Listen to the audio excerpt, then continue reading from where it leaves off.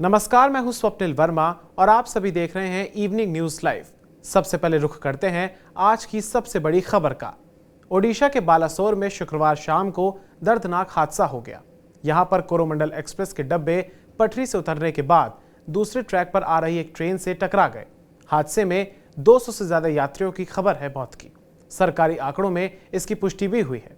इस हादसे में 1000 से ज्यादा लोग घायल भी हो गए हैं। अधिकारियों ने बताया कि हादसा कल शाम 7:20 पर बहानगा बाजार स्टेशन पर तब हुआ जब कोरोमंडल एक्सप्रेस कोलकाता के नजदीक शालीमार स्टेशन से चेन्नई सेंट्रल जा रही थी। आज प्रधानमंत्री नरेंद्र मोदी भी हादसे की जगह पर पहुंचे। उन्हें रेल मंत्री अश्विनी वैष्णव और नवीन पटनायक ने ब्रीफ भी किया। साथ ही ये दोनों भी आज मौजूद रहे और लगातार अधिकारियों और संबंधित तमाम अफसरों के साथ समीक्षा बैठक करते रहे। ओडिशा में हुए रेल हादसे पर नेशनल कॉन्फ्रेंस के अध्यक्ष फारूक अब्दुल्ला ने अफसोस जताया है और इसके साथ साथ केंद्रीय रेल मंत्री पर तंज कसते हुए कहा कि रेल मंत्री जी तो कह रहे थे कि अब कोई हादसा नहीं होगा, लेकिन हादसा हुआ है। रेल दुर्घटना की जिम्मेदारी किसी को तो उठानी पड़ेगी। देखिए, बहुत अफसोसनाक घटना है। इसमें करीबन अभी तक जो हमें मालूम हुआ है कि 3 ट्रेनों का एक्सीडेंट हुआ, जिसमें 250 से ज़्यादा इस दुनिया जहान से रुखसत कर गए हैं और करीबन उतना ही नंबर मेरे ख्याल से अस्पतालों में बहुत सीरियस है। अफसोस इस बात का है कि कुछ दिन ही पहले रेलवे के मिनिस्टर साहब ने बयान दिया था कि अब एक्सीडेंट नहीं होंगे, कि उन्होंने कोई ऐसी मशीनें लाई हैं जिनसे एक्सीडेंट नहीं होगा, या तो वो मशीन यहाँ लगी नहीं थी। दूसरी बात यह है कि अगर एक ट्रेन का एक्सीडेंट हुआ, वो कैसे है कि 2 ट्रेनें रोकी नहीं गई। इसमें ज़रूर कुछ ह्यूमन एरर है या कोई एरर ज़रूर है, जिसकी तहकीकात करना बहुत ज़रूरी है, क्योंकि अक्सर लोग अब रेल से ही सफ़र करते हैं अपने वतन में, और इसको बचाने के लिए हमें हर कोई कोशिश करनी चाहिए कि आगे कभी भी रेल एक्सीडेंट न हो। बालासोर रेल हादसे पर हरियाणा के मुख्यमंत्री मनोहर लाल ने भी शोक संवेदना प्रकट की। उन्होंने कहा, ये बहुत ही भयंकर दुर्घटना घटी।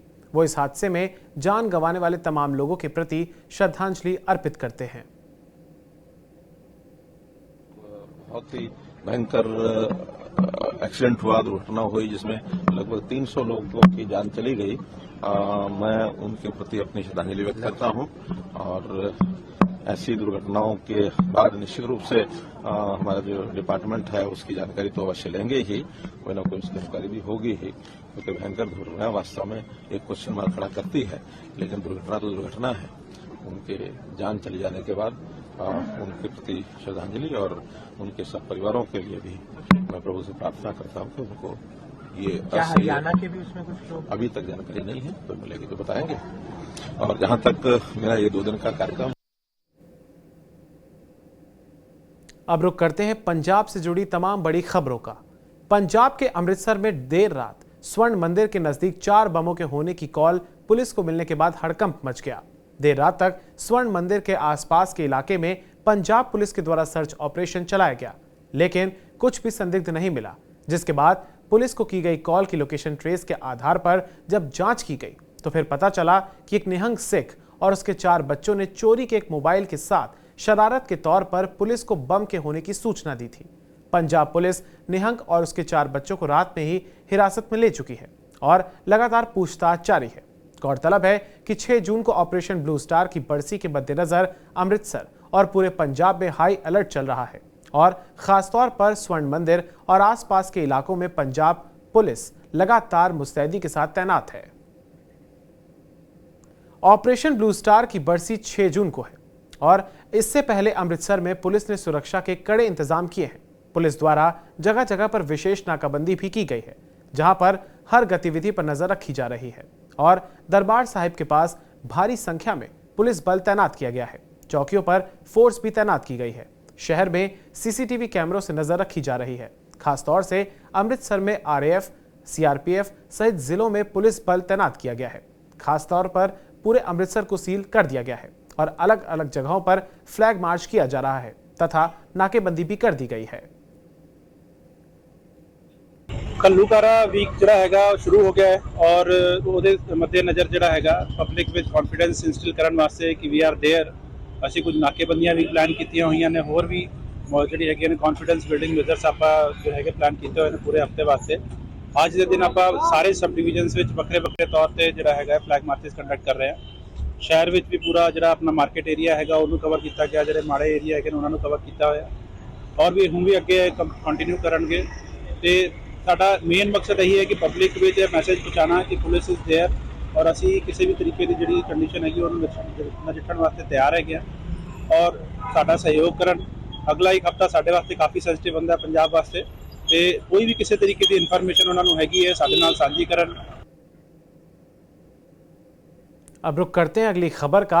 पड़ोसी देश पाकिस्तान ने आज अपनी जेलों में लंबी सजा पूरी कर चुके 203 भारतीय मछुआरों को वाघा अटारी सीमा के रास्ते भारत वापस भेजा। पाक रेंजर्स ने इन मछुआरों को बीएसएफ को सौंप दिया। पिछले 2 दिनों से भूख से तड़प रहे भारतीय मछुआरों के लिए शिरोमणि गुरुद्वारा प्रबंधक कमेटी ने अटारी बॉर्डर पर देर रात लंगर प्रसाद का आयोजन किया। इसके बाद स्वदेश लौटने पर बेहद खुश दिख रहे हैं मछुआरे।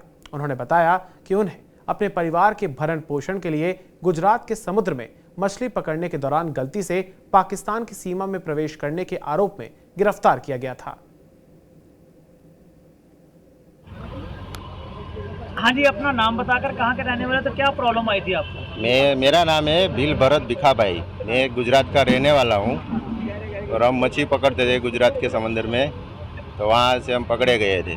तो हमें पता भी नहीं चल रहा था कि वहाँ कौन सा बॉर्डर लग रहा है। और पकड़े गए तो क्या हुआ? वहाँ पर कितने साल गुजारे आप? हम वहाँ 2.5 साल गुजार के आए हैं। तो हमारे आगे के पीछे बंदे हैं जो 2020 के पकड़े गए थे, उसका लिस्ट में नाम ही नहीं है, उसका कोई कोड भी नहीं हुआ है। तो हमारे आगे है तो उसको क्यों नहीं निकाला अपनी सरकार ने? तो उन बंदों ने आपको कुछ लेटर वगैरह लिख के दिए भारत सरकार को? लेटर लिख के हम लाए हैं। ये 80 बंदे का है, तो उसका कोड में नाम भी नहीं है और हमारे आगे के बंदे 2020 के नाम कट गए हैं वही। तो ये लेटर लिख के लाए, कहाँ दोगे आप? कोई ऐसे इंसान को देंगे, ऐसे बड़े अफसर को, जो इनकी कार्यवाही आगे तक करे और छुड़वाने की कोशिश करे। तो जेल में कैसा बिता रहा था आपके साथ? जेल में तो सही सुलूक किया जा रहा था, कोई गलत नहीं कर रहा था। तो अब क्या कहते हो, भारत सरकार का धन्यवाद करते हो आप? हाँ, भारत सरकार का धन्यवाद करते हैं कि हमसे आगे थे 200 बंदे वही आए, तो फिर बीच में से 80 बंदे का नाम कट गए हैं। तो अपील क्या करते हो भारत सरकार को? अपील करते हैं कि 80 बंदे को जल्द से जल्द रिहा किया जाए। अब कैसी खुशी है, घर जा रहे हो वापस? घर जाएंगे, परिवार से मिलेंगे तो खुशी तो होगी ही ना। थोड़ी खुशी है, यही भी हो जाए कि 80 बंदे आ जाए तो और खुशी बढ़ जाएगी।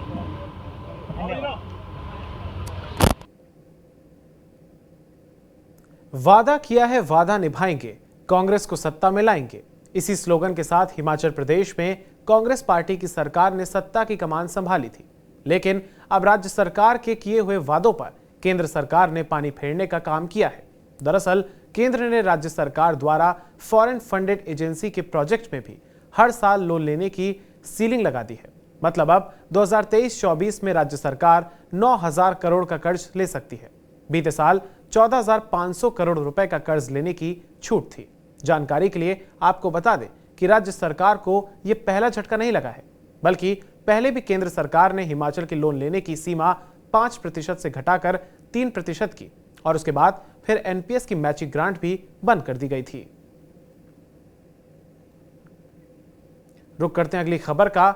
हर साल शिव भक्तों को इंतजार रहता है बाबा बर्फानी के दर्शन का। दरअसल अमरनाथ की यात्रा 1 जुलाई से शुरू होने वाली है और ये यात्रा 30 अगस्त तक जारी रहेगी। यात्रा के लिए रजिस्ट्रेशन शुरू हो चुका है। वहीं पाकिस्तान की नापाक साजिशों से निपटने के लिए भारतीय खुफिया एजेंसियां और सुरक्षा बल भी सतर्क हैं। वहीं जम्मू कश्मीर के लेफ्टिनेंट गवर्नर मनोज सिन्हा ने तैयारियों का जायजा लिया। उन्होंने कहा कि श्री अमरनाथ जी श्राइन बोर्ड के अधिकारी यात्रा के दौरान श्रद्धालुओं की जरूरतों और तमाम आवश्यकताओं में किसी भी प्रकार की कोई भी कमी और परेशानी ना आए, इसके लिए भरपूर मेहनत कर रहे हैं। अब रुक करते हैं अगली खबर का। पंजाब की राजनीति यूं तो सामान्य रहती है, लेकिन नवजोत सिंह सिद्धू और बिक्रमजीत सिंह मजीठिया की पॉलिटिकल झप्पी ने सूबे की राजनीति का तापमान बढ़ा दिया है। दरअसल जालंधर में मौका विपक्षी दलों की बैठक का था, जब आम आदमी पार्टी की सरकार का विरोध करने के लिए सभी विरोधी दल एकजुट हुए थे। इस दौरान कांग्रेस नेता नवजोत सिंह सिद्धू ने शिरोमणि अकाली दल के नेता बिक्रमजीत सिंह मजीठिया को गले लगा लिया। दोनों की गले लगाने की तस्वीर सामने आने के बाद सिद्धू का तो उन्हीं की पार्टी के सांसद ने विरोध कर दिया।